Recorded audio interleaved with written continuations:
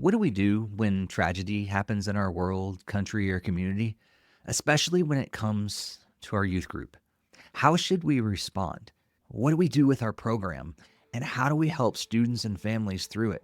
On this episode of Student Ministry Connection, we're diving into the deeper end of ministry and talking through how to respond when tragedy strikes.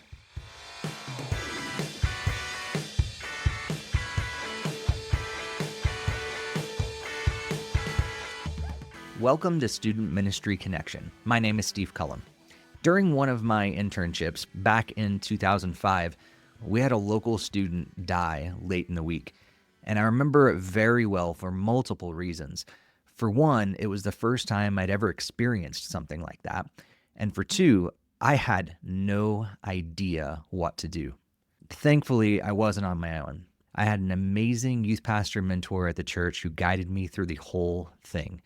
He was there to help me process everything, and he walked me through the changes we were going to make in our youth group program that weekend.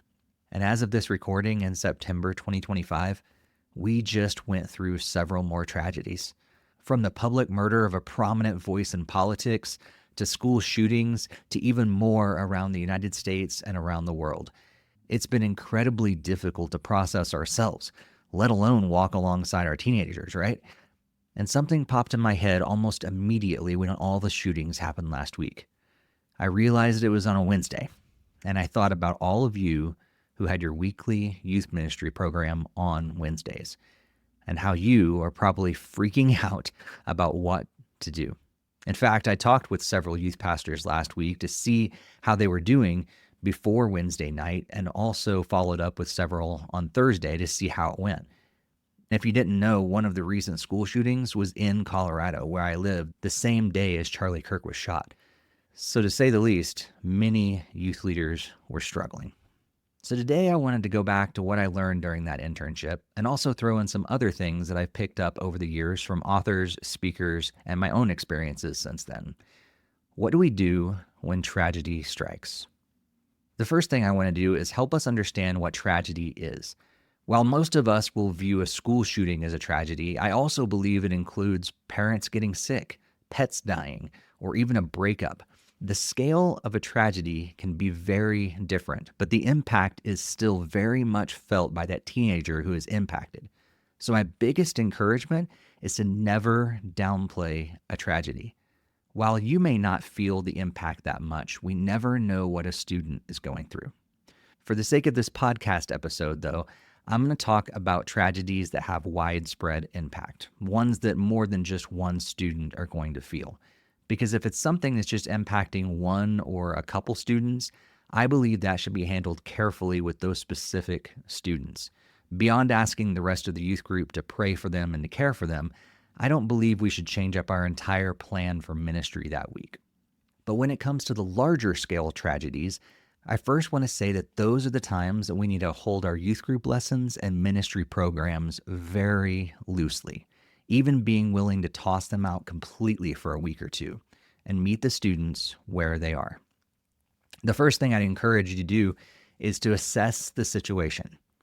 In our day and age, anyone can post anything online. I'm sure you've run across several celebrities who are supposedly confirmed dead, but only to find out that they're still very much alive. So do your best to figure out all the details and fact check what you can. This can involve searching online, but if you hear of something that happened at a local school, contact that local school and confirm it. They probably won't give you all the details, but they should be able to confirm that something did or didn't happen. This will help us not push false information, but it will also help us be well informed as we make our plans. The second thing I'd encourage you to do is to contact your church leadership. We should never feel like we need to walk through all this on our own. Your church leadership is there for you, so bring them into the conversation. They will want to pray for you and what's going on, but you'll also want to have a united front in your response to the tragedy at hand, using common language and making sure everything is covered. They can also help guide you through your process for the student ministry. You're still the expert that they trust to lead, but that doesn't mean they expect you to lead in isolation. And on a similar note, this would also be an excellent time to reach out to other youth leaders you know, including a local network, mentor, and a ministry coach. If the tragedy impacts more than just your youth group, find out how the other student ministries in your area are doing. See how they're planning to navigate it and maybe even plan some things together. But most of all, lean on each other because, again, we are not meant to go through these things alone. At this point, the calendar will play into your plans. If the tragedy happens on the day you've already scheduled for youth group or the day before, you're probably feeling even more pressure at this point. Can I just let you know that it's okay to break from your plans? You have permission to do that. I hope I'm not the only one that tells you this, but I also know the feeling to stick with the plan can be strong. Don't let that be the case. Do what you and the others guiding you and walking alongside you feel that God is saying.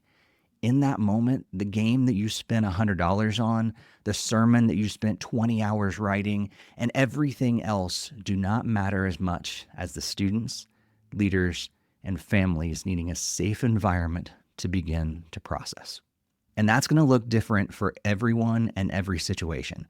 But at the very least, I'd encourage you to give them space to ask questions and to pray a lot and to just be. This might sound weird to some of you, but I don't think this is a time to start teaching or even answer all of the questions they ask. We need to be okay with being in the mess with them. Even if we do know the answers, which most of the time we really don't because we're still trying to process it ourselves, tragedy is more of a time for listening and praying. Yes, we can and should remind them that there is still a God who loves them and cares for them. But let's live out what James says in chapter 1, to be quick to listen and slow to speak. And also what Proverbs 17 says, the one who has knowledge uses words with restraint, and whoever has understanding is even-tempered. And if you don't have a program lined up for that day or very soon, something I'd encourage you to process with your church leadership and your volunteer team is if you need to have a special gathering just for students to begin to process and pray together in that moment. Some tragedies are so big that it's better to react quickly than just saying we'll address it at youth group next week or in a few days. I don't think it's possible to give you guidelines that you can follow to come to that conclusion, though. It's just something you need to decide with guidance at that time.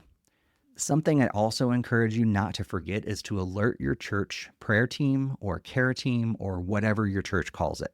These are the people who are dedicated prayer warriors and have gifts for caring for others in times of need. Be sure to lean on them and what they do well. Get them praying right away and continue to provide them with updates as God works through this tragedy. Another thing I'd highly recommend you do is connect with parents. Hopefully you're already connecting and partnering with them on a regular basis, but please do not forget them when tragedy strikes. Many parents are probably just as confused and hurting as their teenagers, so provide them with care and prayer and guidance as you can. This is another reason we should be connecting with our church's leadership, though, because there's a good chance that you won't be able to come alongside everyone. Just make sure someone is. That could be your senior pastor, your elders, your care team, or a number of other people depending on how your church is set up. The big thing is, don't forget to connect with those parents. Let them know what you're planning to do and find out how you can care for their family through the tragedy.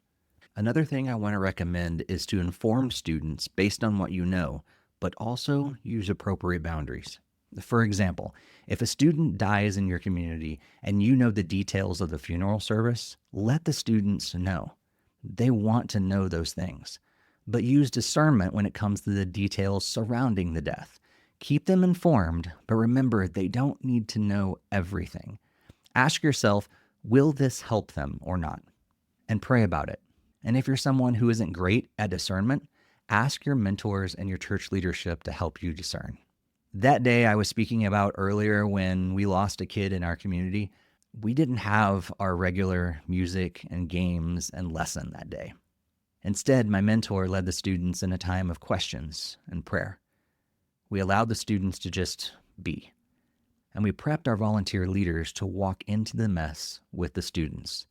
I also remember my mentor contacting another youth pastor in town and talking through what his approach was going to be, chatting about how to connect with the local high school to make themselves available if needed, and overall, just making sure everything was covered.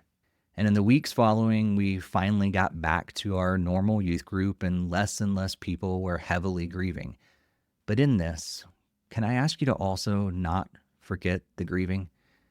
Even though the students won't be carrying it on their sleeves like they once did in the immediate aftermath, students and families will continue to process tragedy over time. So be sure to check in with them, continue praying for them, and if needed, maybe even take some time to revisit it here and there in your program.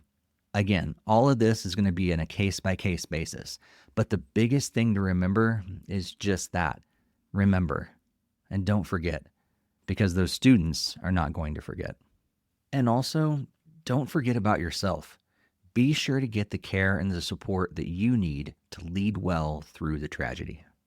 I know this has been a heavier episode, but I hope it's been helpful. If so, would you do me a favor and leave a positive rating on your podcast app and share it with another leader who might benefit from it?